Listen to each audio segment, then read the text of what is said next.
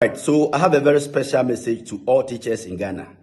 The leadership of the trade teacher unions have declared a nationwide strike effective today, Wednesday, 20th March 2024. Colleagues, the strike is in the interest of all of us.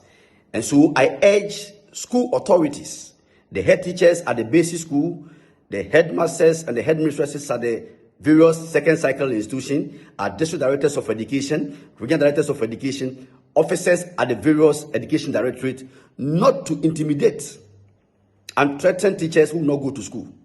The fight we are fighting is in the interest of all of us. The laptop, ask yourself as a director whether you have received your laptop. Ask yourself as a SISO whether you have received your laptop. So we are urging each and every member to stay at home, and nobody can do you anything. We will fight and win. Thank you. My name is Reverend Azekowusu, not President.